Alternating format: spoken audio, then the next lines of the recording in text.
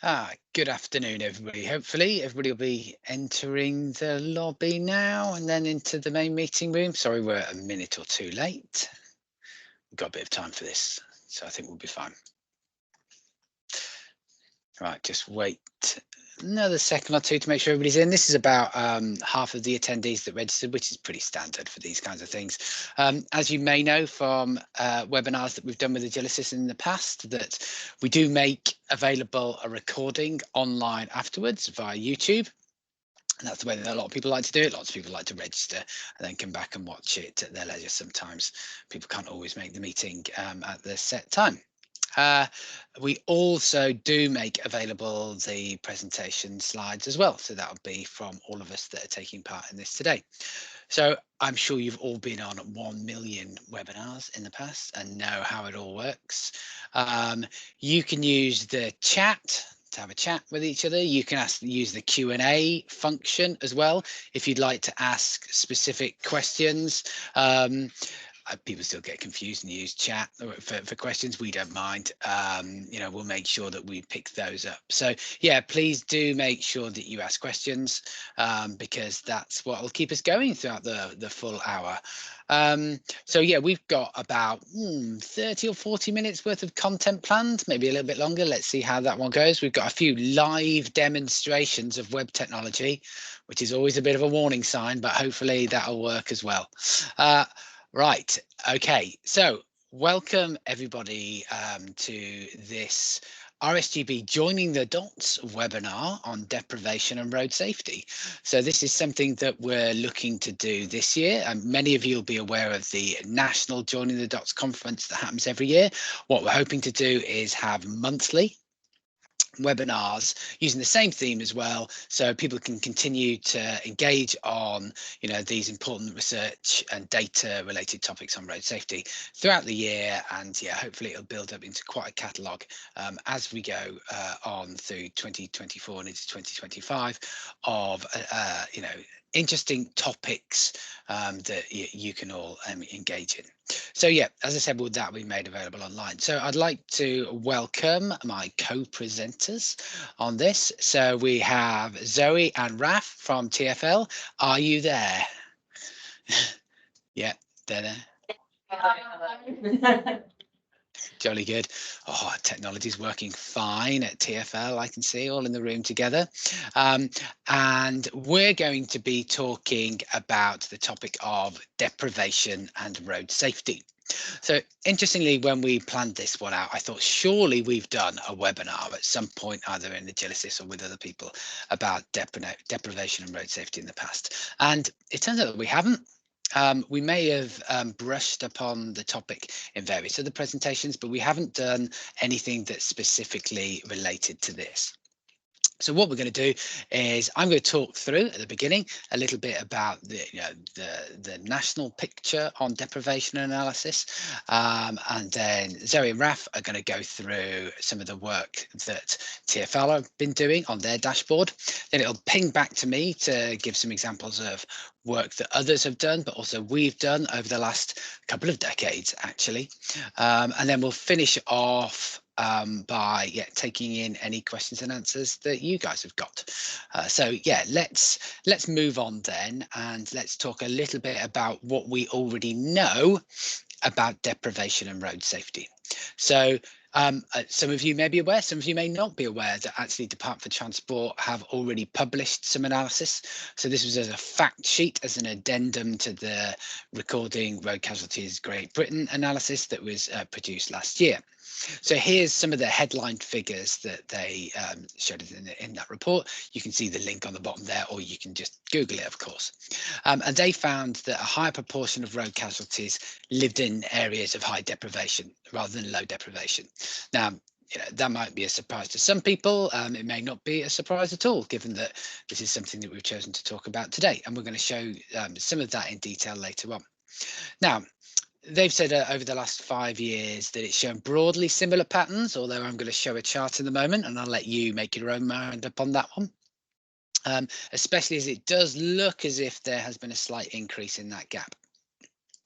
And the relationship between casualties and deprivation varies by road user group and age group.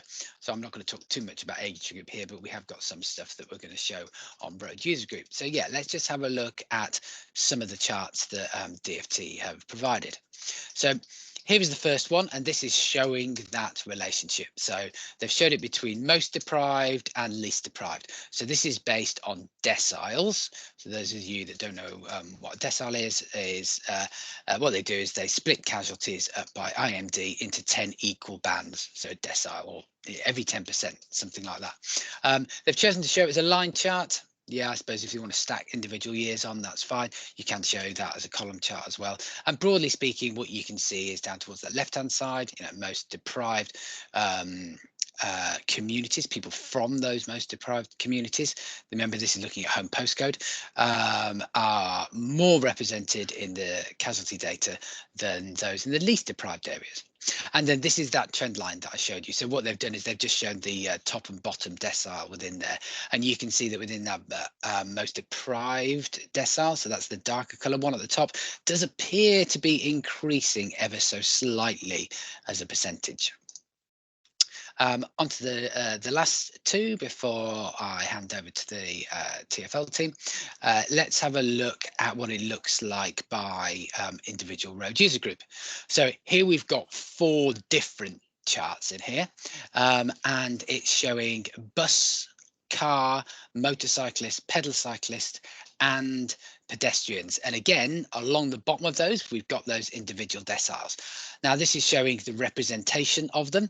So on the left-hand side, you can see the most deprived decile, and that's where you tend to get the highest percentages. Now, if you look at the very lowest decile, sometimes that is missing from buses, motorcyclists, and pedal cyclists. But then, yeah, you can see that reducing representation. But that is significantly sharper within some road user groups in there. So bus occupants drops very sharply, pedestrians drops very sharply. Others such as pedal cyclists, to some extent car occupants, not showing that level. So that's interesting in itself when just looking at that distribution. But when we're just looking at these distributions, there are other factors that we need to think about. We need to think about, the denominator that sits behind the numerator, that is the numbers in here. And if we're trying to look at this and trying to understand the level of risk, we might want to know information, for example, about how often people use these different forms of transport. And DFT have included that within there as well. So this is information that has come from the National Travel Survey, which is a survey of about 18,000 people, I think, off the top of my head, each year. And what they've done is they've looked at the chosen travel modes for those individual people. So the car occupant one is the one that stands out for me here. So you've actually got people in those less deprived deciles who are more likely to drive a car, less or likely to travel more miles in a car, certainly, than those from less deprived areas. And similar kinds of things happened within pedal cycles as well, which is quite interesting. What would be fascinating is if we saw these two on top of each other and we had some kind of index that showed the level of over or underrepresentation by mile traveled. And we're going to talk about indexes a little bit later on. But for now, I'm going to stop sharing and I'm going to hand over to the team in London, and they're going to go through the work that they've done on their dashboard showing deprivation and inequality and road safety risk around London. Hi everyone, thanks very much for inviting us to talk today. We're just going to share the screen right there when you can see those slides. That coming up for you then, Richard? Yes, excellent, great. And so, I'm Zoe Cotton. I work in the Safety, Health and Environment team, but in the strategy arm.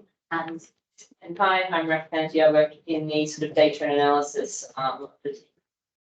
Excellent. So Vision Zero, I know you'll all be very familiar with Vision Zero. Obviously in London, we have an aim, no one to be killed or seriously injured, actually across the whole network, but the focus is on road collisions by 2041. So a long way to go. We've got an interim target for 2030. Again, really similar to a lot of authorities out there. We follow the safe system approach, and obviously that post-collision response and data is really, really important. So the more data obviously leads us to what actions are going to actually really drive down those casualties. So in London, the wider ambition though, and our newly elected mayor, we want to deliver a better, fairer, I think is the really key word here, safer, greener, and generally more prosperous city for everyone. So we really wanted to look at what that meant for road danger. Was there an inequality in road danger? So when we started to look at this in 2022, this is kind of what we wanted to do. We made a commitment within the Vision Zero Action Plan Progress Report, which was published in 2021, to say, to investigate how unequal road outcomes manifest among different demographics and communities. So that's the public commitment we made, and we published our report in April 2023, and then subsequently moved on to providing a dashboard. So that's not just a static document gathering dust on the shelf. We really want it to be live and really useful for everybody.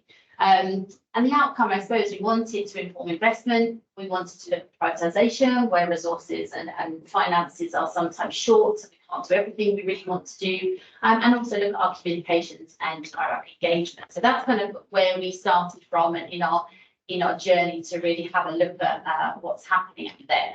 So some headline information, and then I'll hand over to Raph to talk you through what we actually did. So we looked at two aspects here. We looked at where the collisions occurred, which we do all the time in road safety, but we also wanted to look at the home postcode of who was injured. So look at a little bit more digging into the demographics of the who we need to protect from injury in London. So the key findings here is that if you are travelling around a more deprived part of London, then a least deprived part, you are twice more likely to be involved in a serious collision where you're killed or seriously injured. And the same is true of where you live. So almost twice. So almost twice more likely to be involved in a collision if you're living in the more deprived parts of London than the least deprived. So interesting that you bring up the difference kind of nationally. That isn't when you drill down a borough level, that's not the story. But when you take London as a whole, it's very much, we're focusing on the 30%, so deciles 1, 2, and 3, in comparison to those living in deciles 8, 9, and 10. So the 30% least in comparison to the 30% most deprived is the comparison that we're working on in London. No surprise here, young adults featured really highly in the high risk rates, men injured more than women, and actually the number of men killed or seriously injured versus women was more than double. So we see that double kind of figure quite a lot here. So Raph will talk a bit more about the metrics, but just to kind of headline these. So where we don't have exposure data, so just caveated that we didn't have exposure data here, where we've looked at the location, we've used casualties per kilometre as a metric. And for the home postcode data for the who is injured, we've looked at casualties per 1,000 population as per the census data for the lower super area. So there are headline figures in London. I'll move on to talk about the methodology. Sure. So yeah, my sort of task here is to take you through a bit of the story of how we developed this bit of work and how we did this data analysis, pretty much, leading us from its inception all the way through to sort of what we have today. So where this really comes from is that we have Stats 19 data. We know where collisions are happening. We know where injuries are happening on the road network. There are lots of collisions, over 170,000 casualties since 2017. So so what can we find out about these people? What does the data have to tell us about those people? So it has where the collision occurred, but it also has the casualties, some of their demographics, and also their home postcode is something we've had access to as well. So we thought we'd play around with that a bit. We do have a dashboard that we have published a few years ago, which is the road danger reduction dashboard. So that just tells you where the collisions are. We wanted a bit of a accompaniment to that to look into a little bit more about either who, as Zoe was saying. So the first idea that we had was to overlay some of the Stats 19 data with the IMD, the Indices of Multiple Deprivation, which is a great Office for National Statistics data set. It's a few years old now, last updated in 2019, but the new version in development should be ready sometime in the next year, which we're also quite excited. So we have been able to look at the LSOA area, the lower super local neighbourhood area, and look at which areas casualties live in, and then look at the deprivation level of that area. It's based on lots of different markers of deprivation, units aggregated together. So what we sort of found is this chart on the left, which shows the total casualties by the deprivation level of the area in which that casualty lives, of the area which they form part of. And so you can sort of see that in London. Sorry, looking at London in this, that's the sort of the profile of casualties by deprivation. The important thing though is that this isn't normalised. So we've had a look at the population as well, and shows a slightly similar, but as you'll see in the next slide, some significantly different sort of profile there of population by deprivation. So the important step there is to take those two, combine them and see what happens. And so what we've got is a bit of a casualty rate. So it's the number of casualties per 1,000 population in each of those deprivation deciles. So with 1 being the most deprived, we can see a rate of 4 casualties per 1,000 people. And then 10 being the least deprived area, just under 1.5 people injured per 1,000. So quite a big difference from one end to the other. Quite a, I would say, stark and consistent sort of downward trend there as you go through the deprivation along the x-axis. So that's sort of the casualty rate. That is where people live, the deprivation level of the area that they. We also wanted to have a look at the location that the collision occurred in. So are people injured more in areas of London that are more deprived? And so we had a look at this by normalising by kilometre of road. We used Ordnance Survey data on the road network and looked at the length of road in each LSOA area to sort of normalise this. We found a similar kind of chart. It's a similar kind of result as Zoe mentioned earlier, over 2 times actually for the location rate.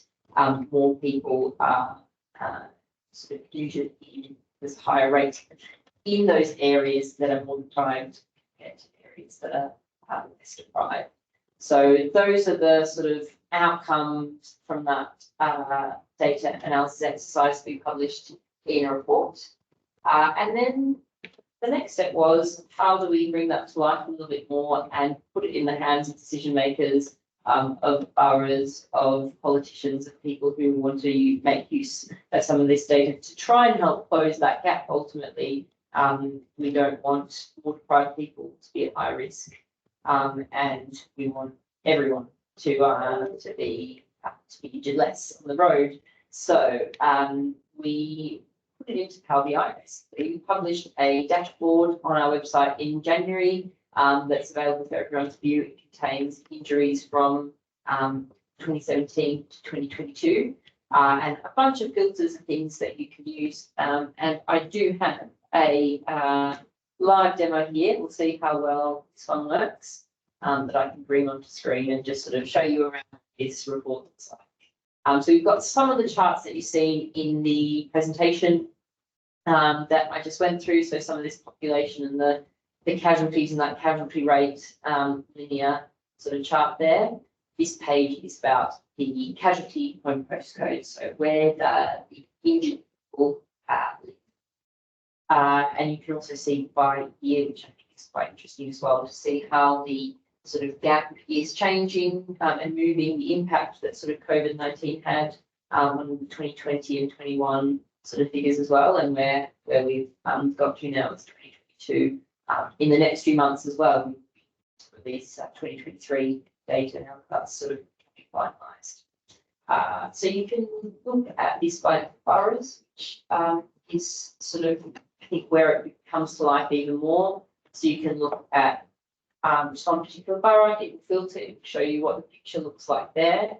Some boroughs are very different than others. Some boroughs have very different populations of people as well. Like a lot more people are in the high deciles in Richmond, for instance, which can sort of make it very interesting to look at the skew.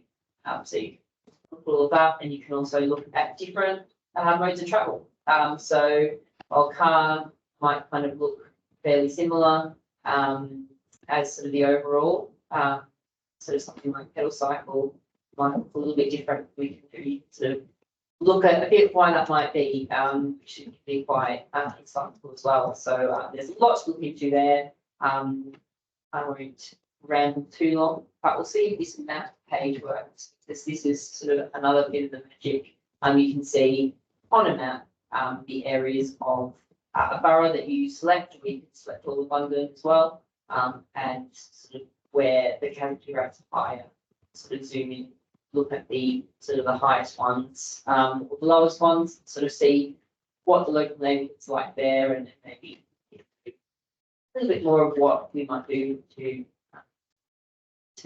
sort of to help that. So yeah, you can sort of see all the individual conditions down there.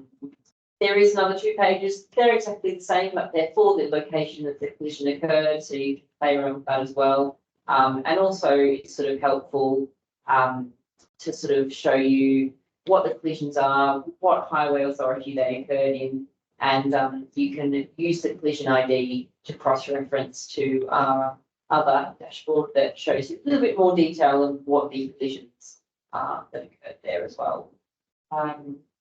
So yeah, anything that I haven't mentioned about the report? Sorry, no, I think the other thing that we wanted it to look and feel like the main dashboard with familiarity, but then it doesn't do the same thing. So we didn't want it to replicate. Obviously, we could plot collision location, but we can't plot casualty and postcode. It will just all go to a central point of a lower super output area. So I think we have been asked why we haven't plotted that, but we didn't want to replicate the main dashboard that we have. But like I said, we have, for those who are interested, they can go to collision stats and find out a little bit more information, or go to the main dashboard and look at that area. We have that lasso function, which is really useful for areas of interest. So they do sort of work in tandem. One doesn't override the other one. I think so. Neither does everything, but we didn't want to make it even more complicated if we feel that bringing those 3 data sets together actually does. So it's a lot of information to take in. The pages do look similar, so you really have to look at whether it's casualty, home postcode we're looking at, or collision location, because obviously the outcome of that would be very different, different focus. I think that's it. I'll pop the link in as well to the chat, so you can go and play around with this yourself. But I think now we can go back over to Richard to look at a few of the next steps. Is that right?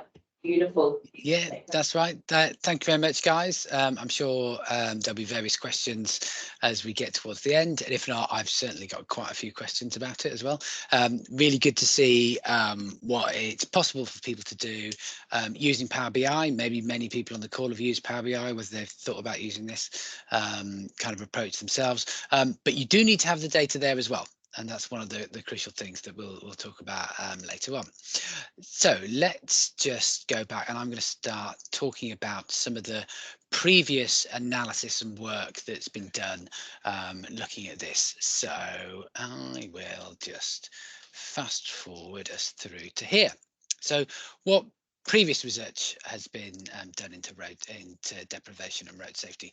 One of the first papers, and it just happened to be based in and around London. You know, this isn't just a London-centric webinar, honestly. But yeah, one of the first ones was by Phil Edwards et al. From London School of Hygiene and Tropical Medicine. So this was 2006, so quite a long time ago. And this is one of the first examples of somebody doing some analysis that started to look in depth at the kind of problem.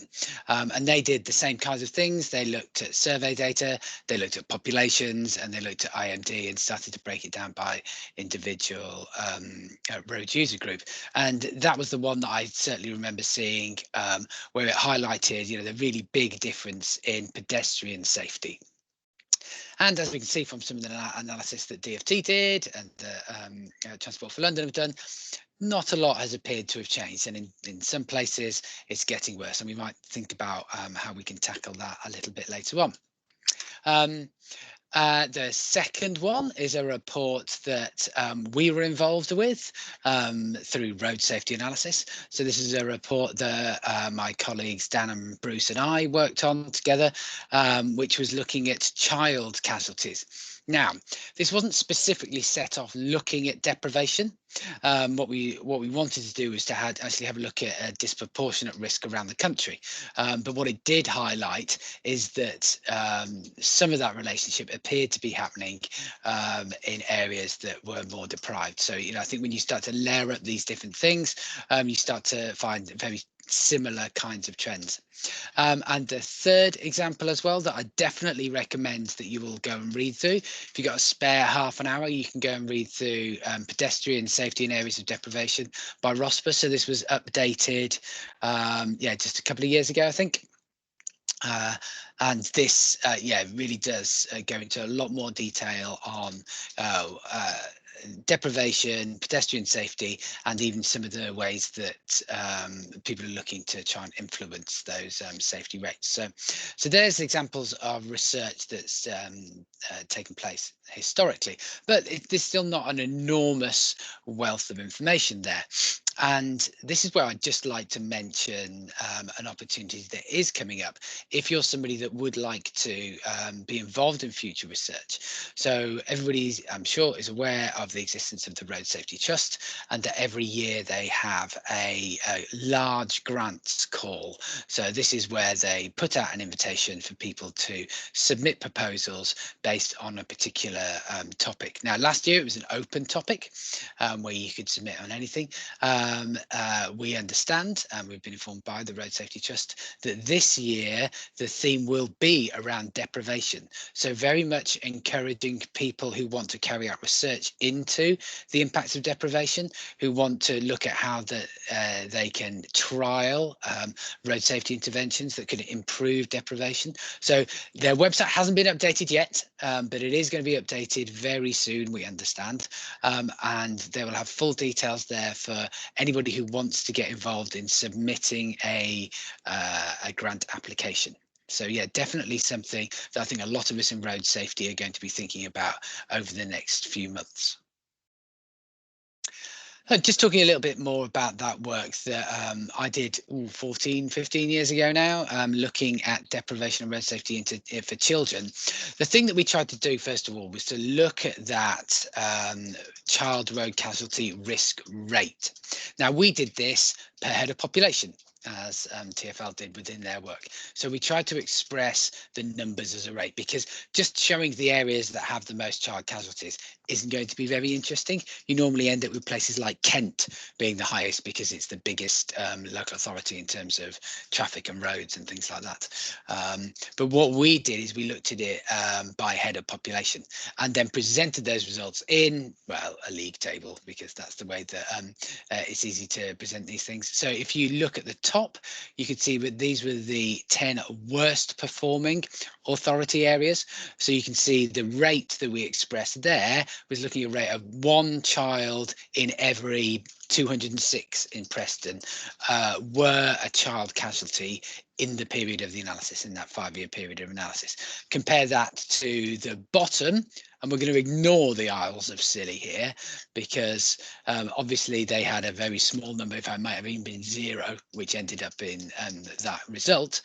But yeah, Kensington and Chelsea, which is a figure of 1,158.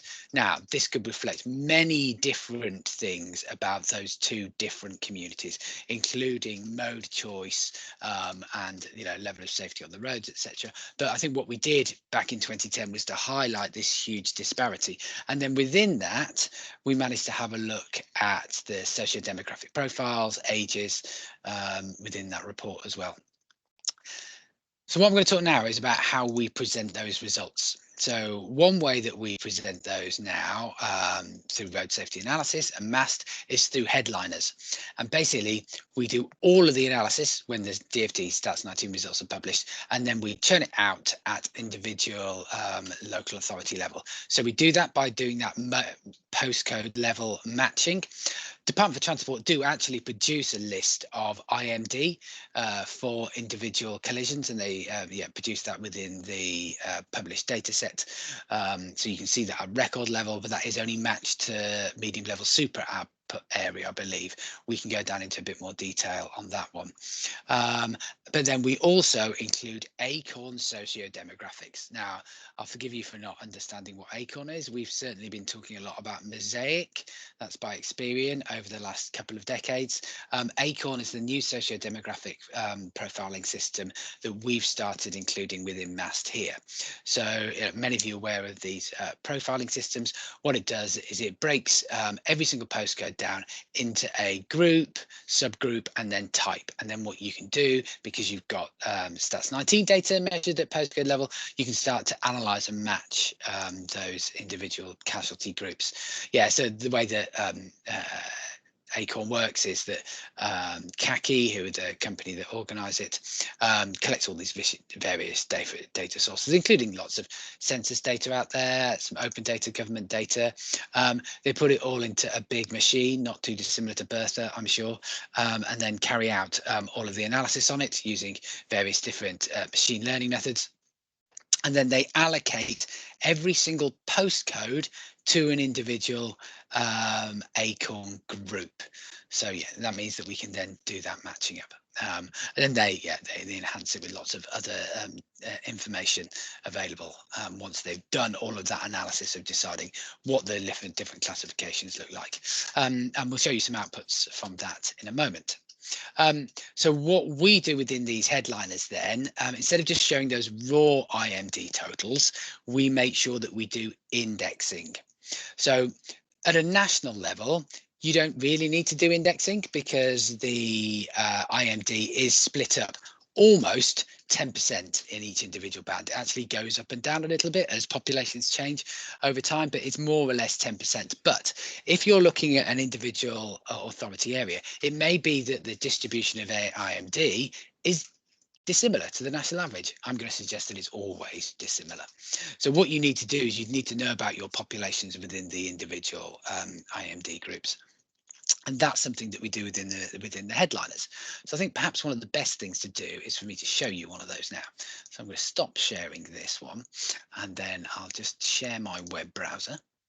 And I'll just show you through a quick demonstration of what that looks like. Let's have a look and go into this one. So the way that we present this is accessed via the MAST website, and then these are the headliners that we produce, and there's all sorts of information in there. What we normally do is we split it up by an area. In this case, it's the area covered by Greater Manchester Police Force, and then we break it down by theme. So this is child casualties, so I wanted to carry on that theme of child casualties that I talked about earlier. And then if you have a look under the WHO section, we've got that socio-demographic link, and you can see that it's automatically calculated out these indexes. So you can see on the columns there for IMD, so we'll look at IMD on the right hand side here, you can see the absolute totals within there. So yeah, you can read off the y-axis there and have a look at the total numbers that are involved by individual decile. Oh, and by the way, yeah, we've got a data table that people can download there showing the absolute population numbers in there as well. But then what we've done is we've calculated that index. So based on the numbers and the population, we've then had a look at how under or overrepresented they are. And I love using a 100 best index because it's really easy to explain to people.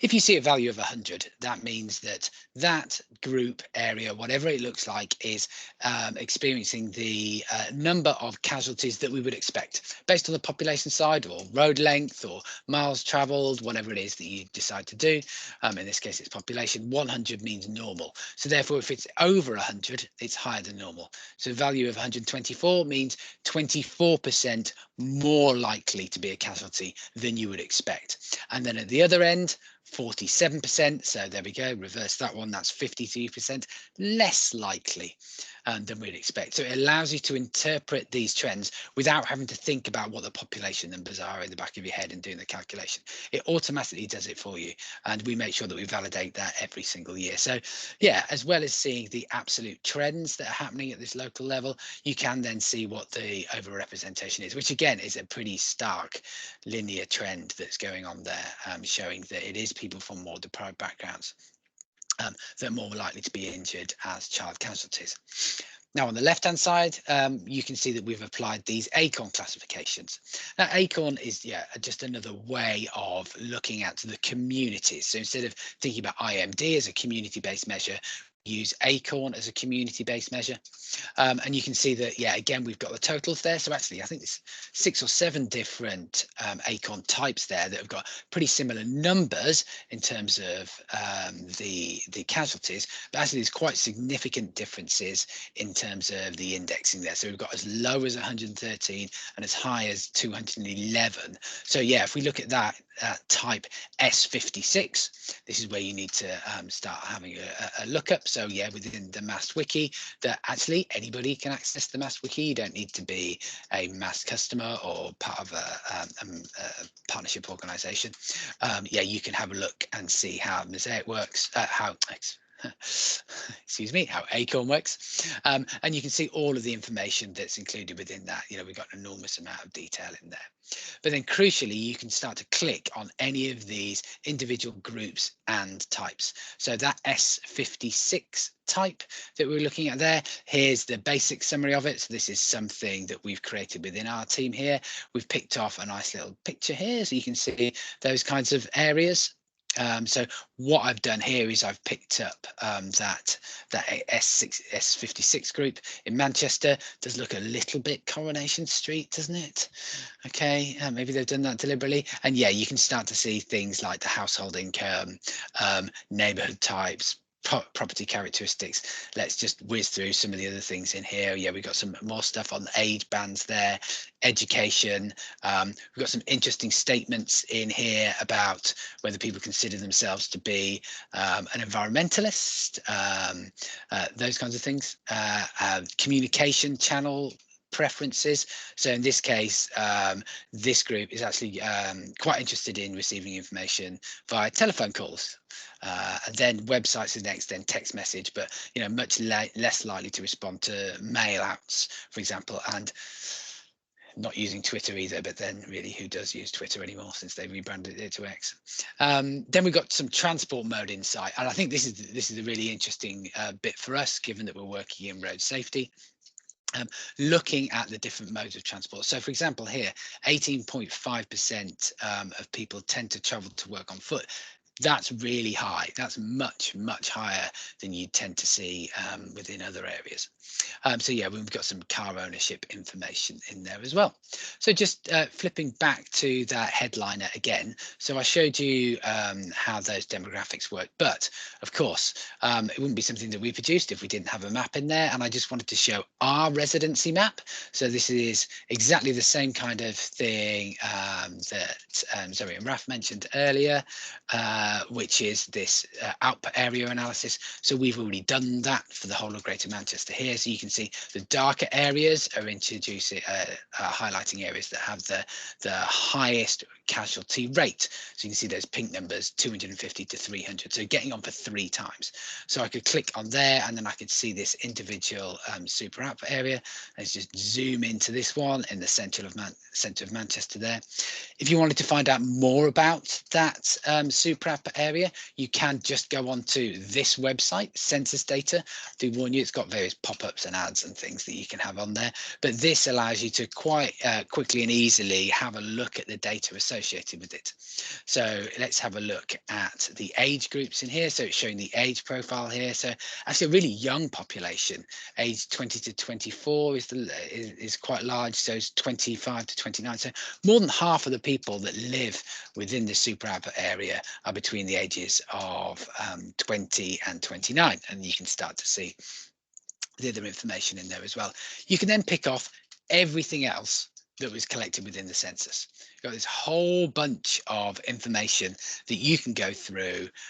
So there we got some more information on car and van availability, distance travel to work, method use of travel to work, occupation groups. So a lot of the similar kinds of things. So if you're thinking about IMD, you don't have access to that CACI data from Acorn or Experian, Mosaic, anything else, you can still use a tool like this to get access to stuff. So one thing that we are interested in here is the overlap between deprivation and ethnicity. So one of the things you can do on here is to have a look at the ethnicity of those groups. So yeah, about 50% of people would describe themselves as white, and then from one of the home nations. But then you can also see people who come from other ethnic groups as well, and these start to get broken down into quite a lot of detail in there. So quite a high Chinese population in this area. So yeah, look, really interesting that you can start to go around and click on these maps and find out more about these ethnic groups. Now, other than the information that is included within CACI, within Acorn, we don't expose anything specifically related to ethnicity, because we don't have that recorded within our Stats 19 database. It is recorded within census, so you can infer some information about those casualties based on the home location where they come from, but it doesn't tell you explicitly and give you that precise match against those people. Now, we have managed to do some analysis on this that has proved quite useful, pretty much at a national level. But if you were going to do something at a local level, then you'd need access to information about the people themselves and what their ethnicity classification was, which is why I'm going to hand back to the team in London again, just to explain a little bit more about what they plan to do next in terms of analysis. Yeah, very nice segue there. So this is something that we are interested in looking at further, so age, sex and ethnicity. And Stats 19 does record those attributes of casualties. However, especially ethnicity is very poorly recorded. You can see over time, actually, it's gotten even worse. So currently about 42% of all new records there are missing the ethnicity of the casualty of the injured person. We can sort of see that's actually been driven a little bit by an increase in self-reports. Only 4% of self-reports contain ethnicity. So it's great that reporting is becoming more available, but it is, I suppose, giving us slightly poorer data quality. So we're basically sort of having a bit of a think about what we can do about this. We can also see that slights have a higher proportion of not stated ethnicity compared to serious and fatal.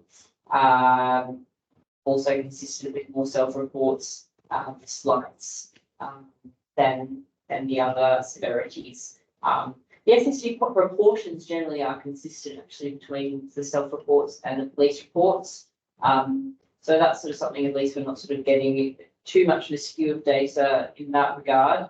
But really the question for us is how do we, what do we do with that sort of 36% here of the slight injuries that we don't know what their ethnicity is? How can we analyse the whole data set that we've got a missing there? So some things that we sort of had a bit of think about and sort of investigated a little bit are in filling blank records. So we could fill those with the same proportion of ethnicities as in the non-blank records. So to sort of take a guess, but to keep the overall proportion the same. But the only issue with that, as with most of these sort of proposals, are that we're going to get the blank records following the same trend as the non-blank records. Potentially in reality, their profile of ethnicities will be different. And so we'll lose some information there.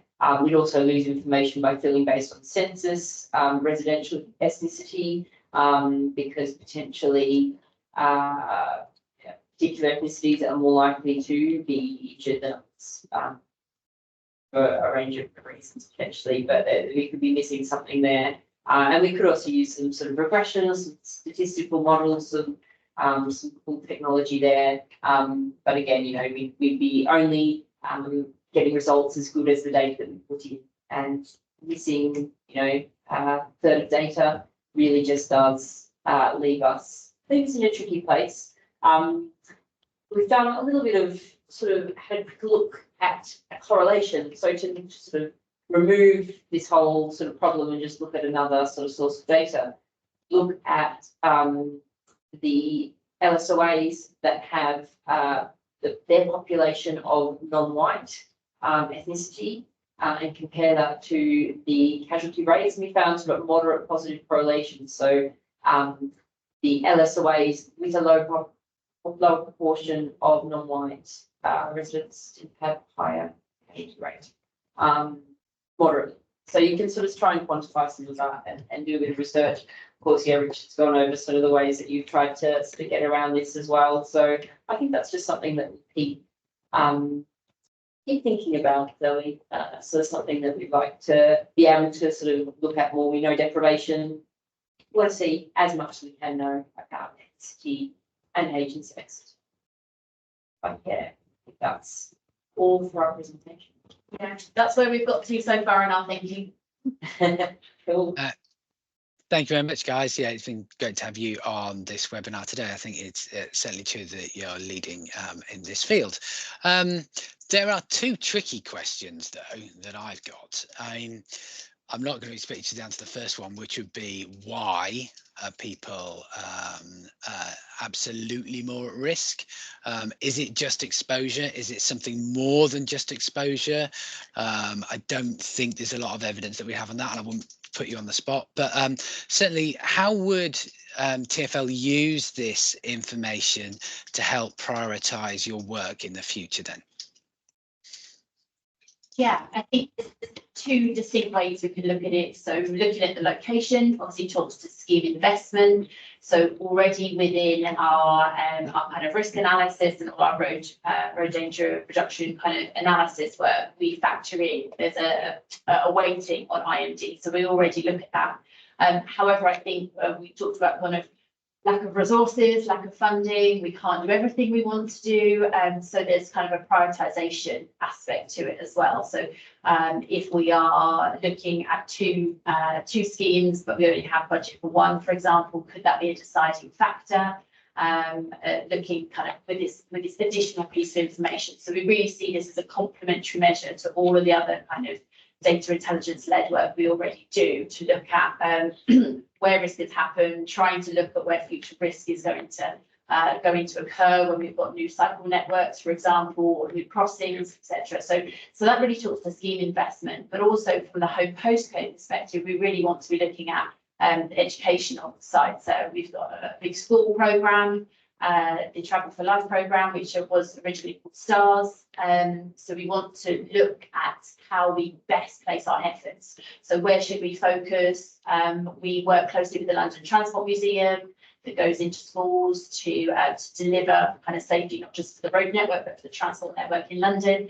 And I think we could really use that borough level drill down data to really have a look at where that is. We talked about the 30% most of these comparison. That's not the same for every borough. So we can really use that borough centric data to really drill down where our best focus is on education. Again, we haven't got the resources to knock on the doors repeatedly at every single school. We know some are really really up to the eyeballs with lots of other things. But actually, if we have this evidence to say that your school is in an area of sort of higher deprivation, therefore your pupils are more at risk, specifically for primary where the catchment is very narrow, we have a really good evidence base that hopefully that will let us in the door and get to speak to those students.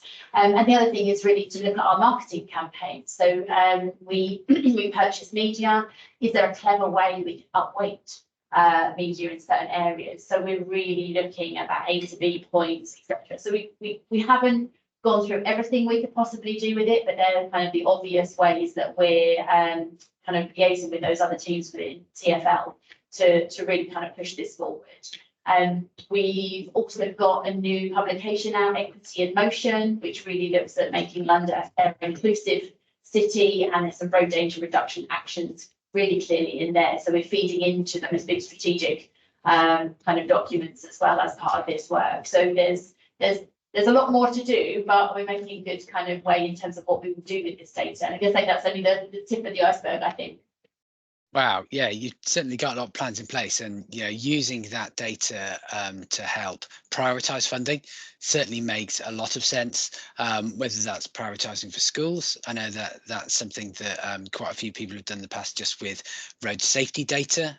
Looked at those casualty rates and locations, those kinds of maps that I was showing there, and then just pick out the schools in the darker color areas would certainly make sense. It'd be great if we had funding to deliver everything everywhere, but yeah, you're right. Prioritizing is going to be important for everybody.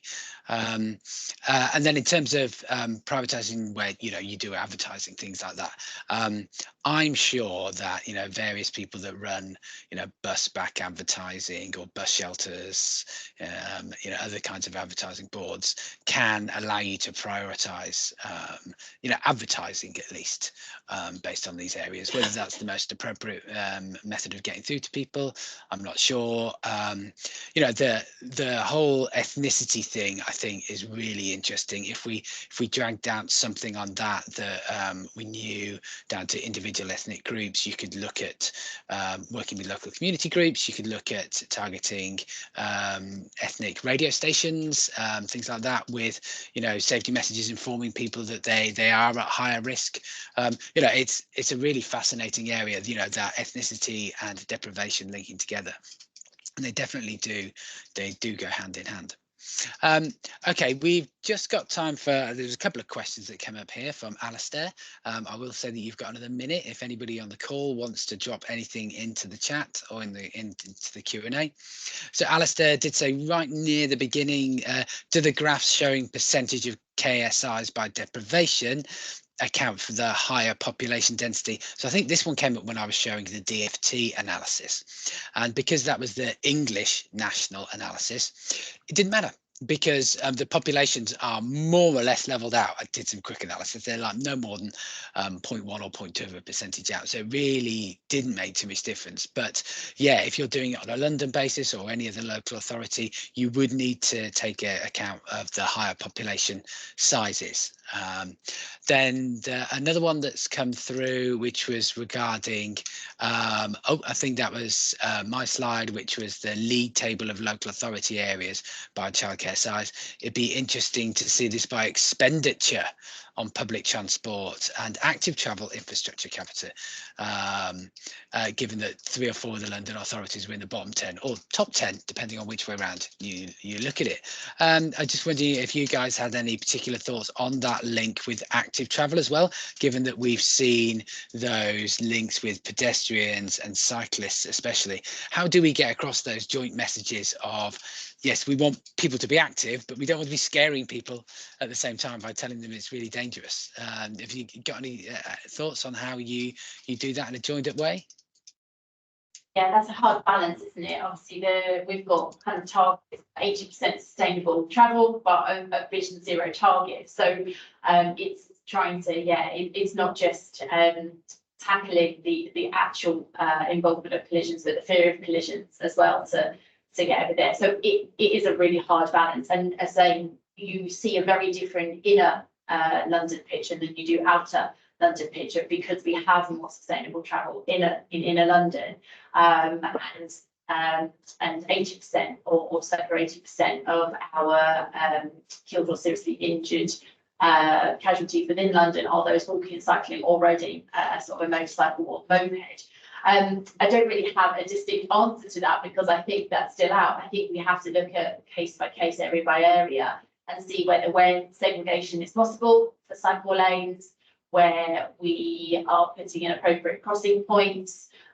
This is something we're working on currently. We're revising our Vision Zero action plan up to really look at 2030. We're off target. We didn't hit our 2022 targets for Vision Zero. So we really need to go a bit more ambitious and a bit harder. So that's what we're trying to do now. So we're looking at leading indicators. What leading indicators are we going to have to get there? Talking really closely to the team that works obviously on all of the active travel infrastructure and the London plan. So it's a lot of collaboration and a lot of how we really pick up where those issues are.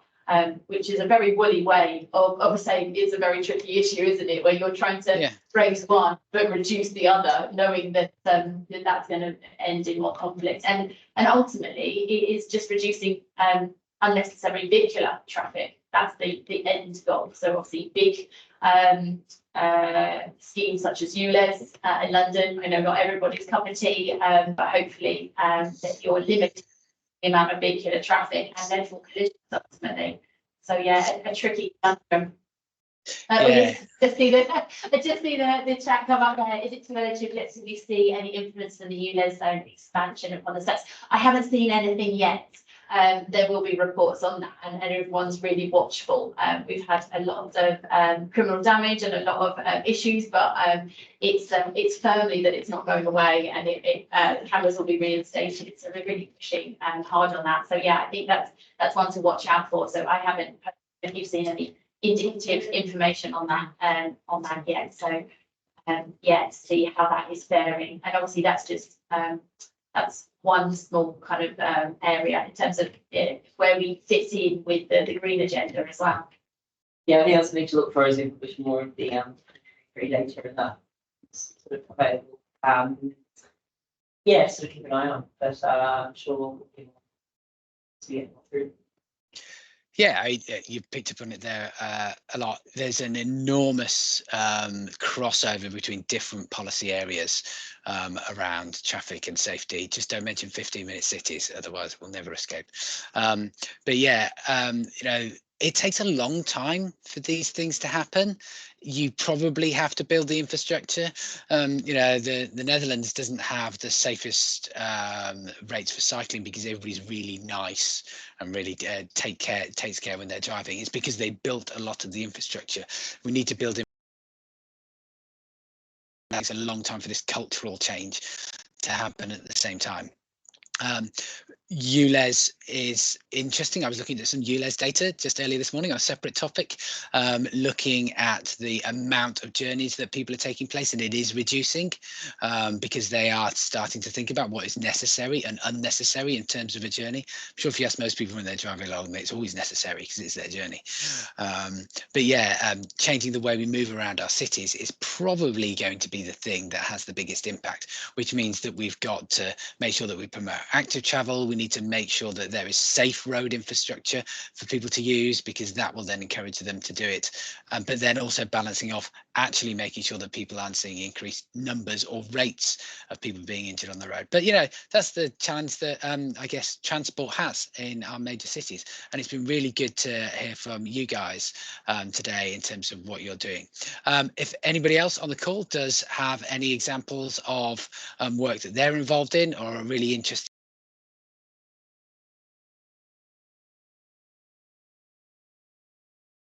to hear from you, we can pass on some contact details or any questions that you have.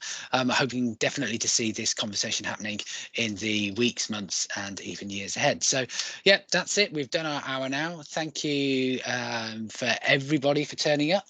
Thanks to Zoe and Raph for their contribution today as well. There will be more of these Joining the Dots themed webinars as we go throughout the year. We've got a whole bunch of them lined up. If you do have any ideas yourself on topics that you'd like to see covered, please do drop us a line. But yeah, thanks again everybody today, and I hope you really enjoyed it. Goodbye. Thanks, Richard. Thanks all.